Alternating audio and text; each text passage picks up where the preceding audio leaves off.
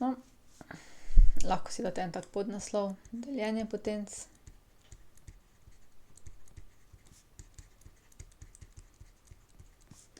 Z isto osnovo. Recimo, da imamo 3/5 deljeno s 3/2. Zdaj, v praksi, lahko deljenje zamenjamo tudi z ulomkom, je tako?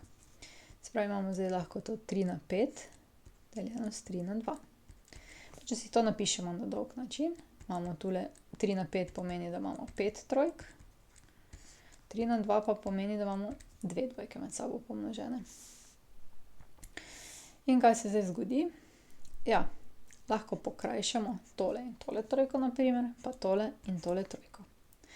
In kaj nam ostane? Ostane nam zdaj 3 krat 3 krat 3. To je 3/3. Izkaže se, da je deljenje potenc z isto osnovo isto, kot če bi osnovo prepisali, eksponente pa odšteli.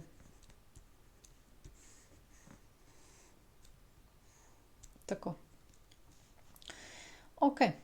Se pravi, zdaj kaj imamo? 3/3 je 27 v našem primeru in imamo tudi osnovo, da lahko zapišemo formulo. Se pravi, kako delimo potence z isto osnovo? Potence z isto osnovo delimo tako.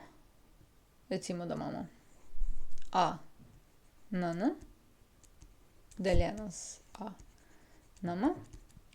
Tako da osnovo prepišemo, eksponente odštejemo.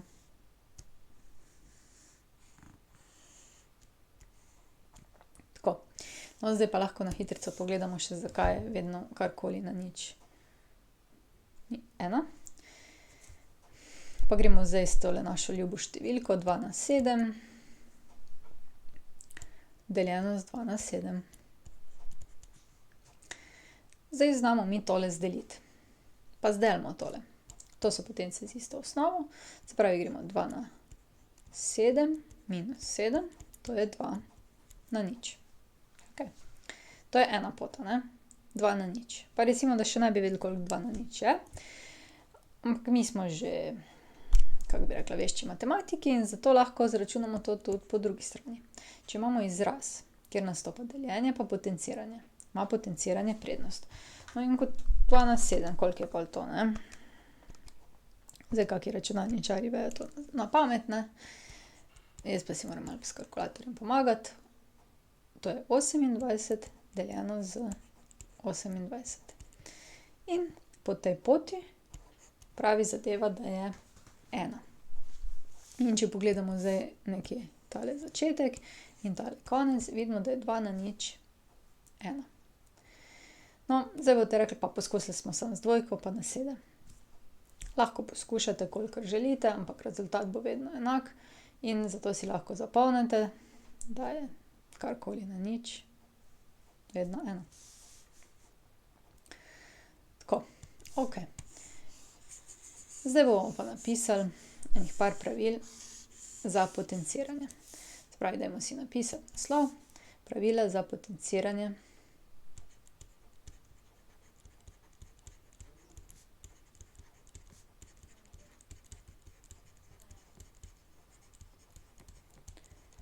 Okej, pravila za potenciranje.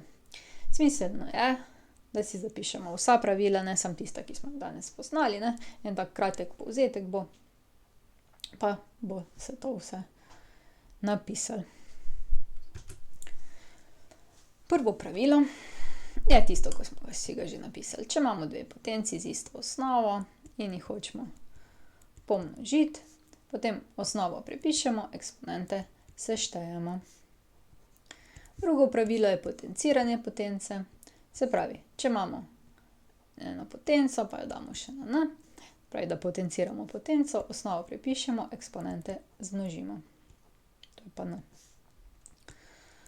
Potem tretja možnost je, da pa delimo potence, Ta je pa nova možnost. Se pravi, imamo a na m deljeno z a na n, osnovo prepišemo, eksponente odštejemo. No, potem smo rekli takole, če imamo dve različni osnovi in to potenciramo, je isto, kot da, če potenciramo vsakega izmed faktorjev.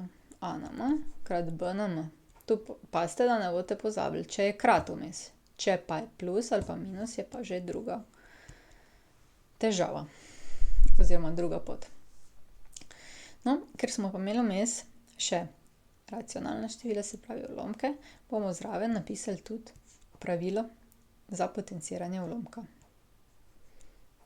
Recimo, če potenciramo ulomek a ulomljeno z b, potem potenciramo vsakega izmed elementov ulomka. Se pravi, imenovalec in števec oba potenciramo a na n, ulomljeno z b na n. Ok. Tole je eno tako pravilo. Potem imamo še nekaj takih pravil, ne, ko jih kar izračunanjem tudi lahko bi dobili. Če karkoli damo na 1, vedno dobimo a. Če karkoli damo na 0, vedno dobimo 1. Pa če 1 potenciramo na karkoli, vedno dobimo 1. To so taka, bi rekla, neke izjeme oziroma neka taka močna pravila, ki jih ponavadi napišemo. No, pol pa gremo še malo, kaj se zgodi, če so negativne potence. In sicer naslednje pravilo je, kaj če imamo mi a na minus 1. To smo rekli, to je pa obratna vrednost. Se pravi, to je 1 ulomljeno z a. Kaj pa, če imamo mi a na minus 1? To je pa tista nova definicija. To pa pomeni, da vzamemo obratno vrednost, 1 ulomljeno z a in damo na n. Jaz vedno ponavadi pravim takle, tale minus je isti kot 1 ulomljeno z. Se pravi, potenca v bistvu vrže stvari v ulomek. Ok, to je to. Kaj se pa zgodi, ne? Minus v bistvu pomeni obratna vrednost, pol pa potenciraj. In kaj bi se zgodilo, če bi pa mi z negativnim številom potencirali ulomek?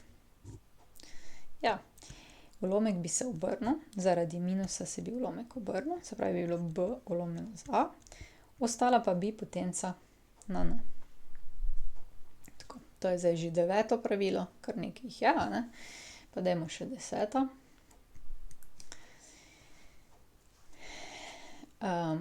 Če imamo mi eno število, negativno, minus a, in damo tukajle gor sodo potenco. Neko sodo število. Zdaj bom jaz kar napisala sodo, kdo bi pa imel nek tak znanstven zapis, lahko pa reče tudi na 2n, ne, to bo vedno sodo število, kakor želite. Ampak, če damo minus a na neko sodo število, potem ta soda potenca poje minus, zato ker parna števila pri množenju nam dajo plus. In zato lahko to napišemo kot a na še vedno sodo potenco. No, druga varianta pa je, kaj pa če bi bilo liho. Se pravi, liho je 1, 3, 5, 7, 9, sodo je pa 2, 4, 6, 8. Če bi bilo pa liho, potem pa liha potenca ne uniči tega minusa. In ta minus ostane. Se pravi, to je pa a minus a na liho potenco. Liho potenco uradno takole označimo 2n, da dobimo sodo, pa ponavadi prištejemo še 1, pa dobimo liho, ne. Ampak zapomnite si, če je na sodo, minus poje, če je na liho, minus ostane. In tole so pravila za potenciranje, v bistvu, ki jih boste potrebovali skozi vsa 4 leta. Dodali bomo še, kaj se zgodi, če je potenca racionalna, ampak načeloma je to to. To so zdaj vsa pravila za potenciranje in če jih znate uporabiti, potem znate res izračunati katerikoli izraz oziroma nalogo vam podamo, ne. In zdaj bomo mi se pa lotili vaj. Tule imamo zdaj nekaj vaj. Jaz si bom malo povečala. Zdaj te vaje bomo še skupaj rešili. Pol vas pa čaka še nekaj samostojnega dela. Prišli smo do konca. Če želite ali morate videti več, si pogledajte na moji spletni strani ninarazlaga.si ali pa se naročite na moj YouTube kanal. Se vidimo!